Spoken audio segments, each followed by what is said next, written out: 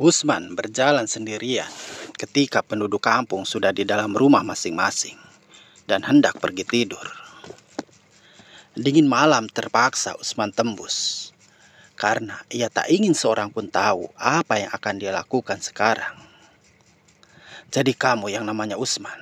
tanya Mbah Rubiah. "Betul, Mbah. Saya Usman yang kemarin telepon," jawab Usman sambil tersenyum. Rumah Mbah Rubiah hanya diselimuti temaram lilin saat itu, yang sebuah bisnis gelap di antara mereka berdua. Usman menemui Mbah Rubiah karena ingin meminta bantuannya untuk melakukan pesugihan jenglot. Usman melakukan itu karena sudah hampir 7 bulan ini ia tidak memiliki pekerjaan tetap. Terakhir kali ia menjadi kuli bangunan di sebuah proyek pembangunan. Ketika proyek selesai, Usman mendapatkan uang meskipun tak seberapa. Ia harus pandai-pandai menyisihkan uang untuk kebutuhan sehari-hari dan keperluan anaknya yang masih duduk di kelas 2 SD. Adapun sang istri bekerja di negeri tetangga sebagai asisten rumah tangga sejak 1 tahun lalu. Hanya kelelahan yang ia dapat setiap mencari pekerjaan. Ijazahnya yang hanya sampai SMA tidak terlalu dilirik oleh para penerima kerja. Usman selalu pulang ke rumah tanpa pekerjaan satupun. Hanya uang yang terpakai untuk ongkos dan beli air minum. "Jenglot ini tinggal kamu simpan di pinggir jalan besar dan biarkan dia memilih korbannya sendiri," ujar Mbah Rubiah. Tidak ada cara lain untuk mengekspresikan rasa antusias Usman selain tersenyum sembari memegang jenglot yang tak lebih besar dari ukuran tangannya itu.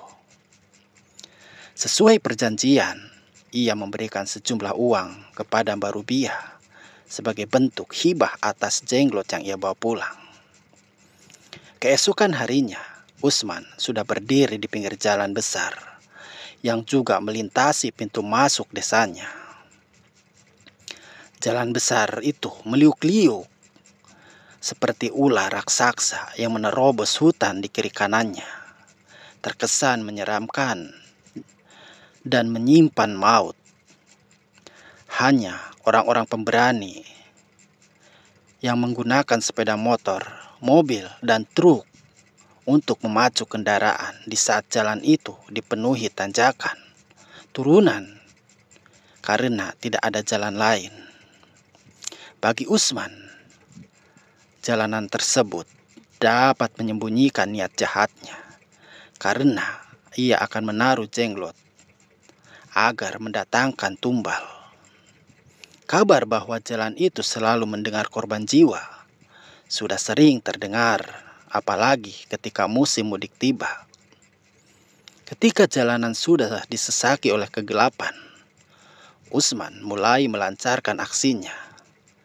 Ia menyembunyikan jenglot yang diberikan Mbah Rubiah di sela-sela akar pohon besar yang menaungi sebuah tikungan.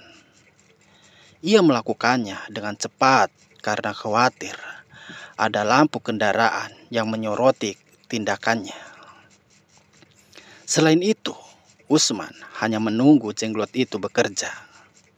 Ia akan mendatangkan kecelakaan di tikungan itu, dan darah yang tumpah dari kematian akan dipergunakan sebagai sesembahan untuk jenglotnya. Selama 4 hari, Usman menunggu kabar kecelakaan di tikungan itu. Dan akhirnya kabar itu datang di hari kelima. Setelah azan subuh, sebuah mobil truk menghantam pohon tempat jenglot milik Usman disimpan. Kedua supir tewas di tempat, dan Usman menghampirinya dengan perasaan senang. Ia membantu warga setempat dan pengemudi yang turun untuk membereskan kecelakaan. Tapi maksud dan tujuannya tak lain adalah ingin memastikan jenglotnya baik-baik saja. Apa yang dikatakan Mbah Rubiah benar-benar adanya. Usman langsung mendapatkan pekerjaan di tempat yang sama sekali tidak ia sangka akan menerimanya. Gajinya tergolong cukup besar untuk membuka warung sembako di depannya. Kematian lain yang terjadi di antara pengendara sepeda motor yang terseret sejauh 3 meter akibat menabrak bus antar provinsi juga membawa kekayaan yang semakin berlimpah bagi Usman. Warung sembakonya kian hari kian ramai. Usman sedikit bisa terbebas dari jerat kemiskinan. Berkat kekayaan yang ia dapat dari jenglot, Usman merenovasi rumah, membeli sepeda motor baru, dan membuka warung sembako lain di desa sebelah. Anaknya juga sudah bisa sekolah tanpa harus khawatir kekurangan uang atau tidak memiliki uang membeli kebutuhan sekolah. Usman sudah lebih dari cukup. Hanya saja, kekayaan Usman tidak diiringi lagi dengan kecelakaan di tikungan tempat ia mencari tumbal sudah hampir 1 bulan. Usman tidak mendapati kecelakaan di tikungan tersebut. Ia berpikir bahwa jenglot tersebut sudah tidak berfungsi atau semacamnya. Pertanyaan tersebut kemudian terjawab di dalam mimpi.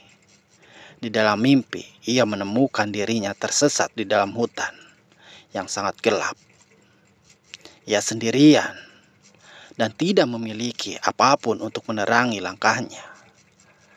Saat Usman sedang berjalan, tiba-tiba ia melihat sepasang cahaya merah. Cahaya tersebut bergerak ke arahnya. Wujudnya semakin lama semakin jelas dan menyerupai sesuatu yang ia kenal. Ternyata benar saja, cahaya itu adalah mata jenglot yang menyala, taringnya panjang, bergerak seperti ingin menikam Usman. Usman memutuskan untuk lari terbirit-birit karena jenglot tersebut ukurannya lebih besar dari Usman. Dalam mimpinya, ia menembus kegelapan dengan terbirit-birit.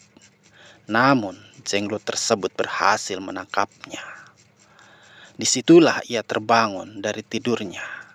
Dengan tubuh yang bercucuran keringat, ia baru saja ingin melanjutkan tidur ketika melihat anak semata wayangnya yang setiap hari tidur bersama kejang-kejang. Usman merasa panik karena tidak tahu apa yang akan terjadi pada anak kesayangannya. Karena tidak memiliki obat dan ilmu medis, Usman terpaksa mengeluarkan sepeda motor dan membawa anaknya ke klinik 24 jam. Usman menembus kegelapan dan menggunakan sepeda motor bersama anaknya yang memeluk erat dari belakang.